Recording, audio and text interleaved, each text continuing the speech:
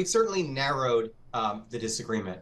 The Senate is still wants to spend at least $14 billion more than the deal. And even though the House says they want to take the Fiscal Responsibility Act deal, they've said they don't want to do a number of these side deals that increase the actual number. So there still is a pretty significant gulf between the House and the Senate, but it's much narrower than it was before. And I think they'll be able to close it, at least on a temporary basis. So what's your feel on this in general with the laddered CR? We haven't talked to you since this idea first emerged here. We're going to start running out of money at the end of January. We will completely run out of money in February.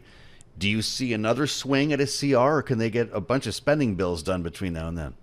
Yeah, I think of the laddered CR more as rolling shutdowns, right? But it's really just two sets of bills that are very close together. So at the end of the day, they need a deal one way or another by late January. My best guess is we don't get it done in time and we do another CR, because that's just that's how Congress normally operates. But there's a path. There's a path to get full appropriations done. And the Defense Department, I think, is really starting to turn the screws, because when they're operating under a CR, it's very limited what they're able to do. Yeah, the fact that the NDAA has become as political as it has tells us a lot about where we are. And there's the matter of supplemental funding that I already mentioned before you came on today, Mark, about Israel, Ukraine, Taiwan, and it seems to all be hinging on an agreement on the border. It's something that I talked about yesterday with Congresswoman Nicole Caucus of New York. This is a Republican voice. Listen to what she said. The Republicans certainly want border security, but we're willing to work with the Democrats on more visas to make sure people can come and work legally. We do have an employment issue in our country where we have a worker shortage. This can be addressed. It could be a win-win if we do it right.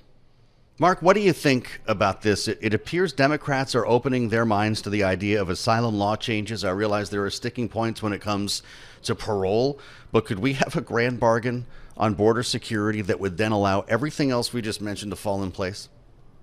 Well, I don't know if there's going to be a grand bargain, although, the idea of securing the border better and increasing immigration for, in certain cases, I think has been long explored and would be smart for the economy.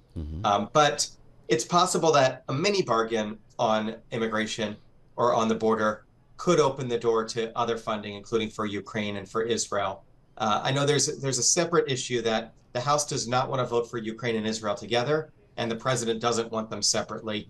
That's not insurmountable. I mean, the House could pass two different packages, send them to the president the same day. He can sign them in the same ceremony and they both win.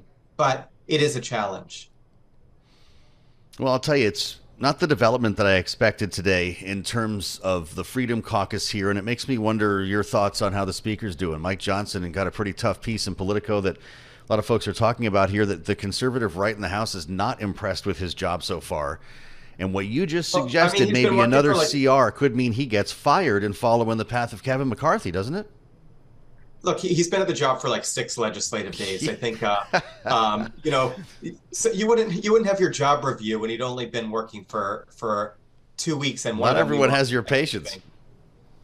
So it's time will tell, but it's far too early to make any kind of judgments one way or another. Well, maybe it is for you or for serious individuals, but it's his conference he needs to worry about. And I just wonder if that idea of a motion to vacate is still on your menu of options, or if that's something that is going to rest with Kevin McCarthy.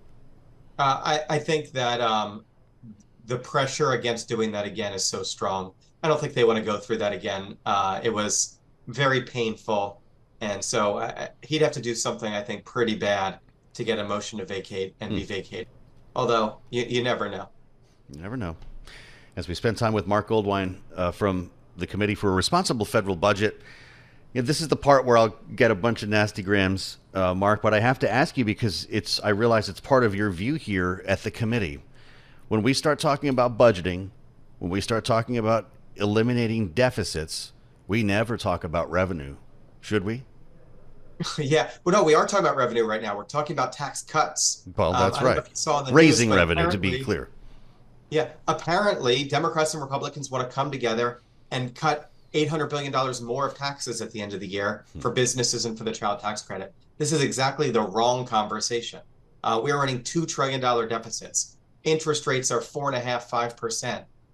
and we're talking about tax cuts. That's crazy.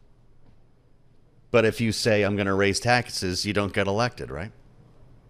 Well, look, I mean, one way or another, we're going to have to close the gap between taxes and spending, and none of it's going to be popular. It's not popular to cut Social Security or cut defense or raise taxes, but it's also not popular to run massive deficits that lead to inflation, that lead to higher interest rates, that slow income growth, that put our trust funds in danger. So at some point, they're going to have to choose to do an unpopular thing to prevent an even more unpopular thing from happening. Well, so does the committee have a position on this? Would it include, for instance, rescinding the 2017 Trump tax cuts? Would that close the gap on a level that would please you? Well, those tax cuts are already scheduled to expire in 2 years. So rescinding them wouldn't save very much money. But as a first step, we shouldn't extend any of those tax cuts unless we have pay-fors. We should look carefully. Look, some of them were good. It was a whole package. It did lots of things. Some was good, some was bad. We should extend the good, build on the okay, ditch the bad, and pay for it. But all that's going to do is stop things from getting worse. We're actually going to need to raise taxes. That's going to have to mean cutting tax breaks more seriously, raising rates, looking at other kinds of taxes, maybe a carbon tax. And then that's not going to solve it. Also, we're also going to look at the spending side, get healthcare costs under control, extend our appropriations caps, make Social Security solvent. None of this stuff is going to be super popular because because we've overpromised. We are promising more in government programs than we're raising in taxes, and something has got to give.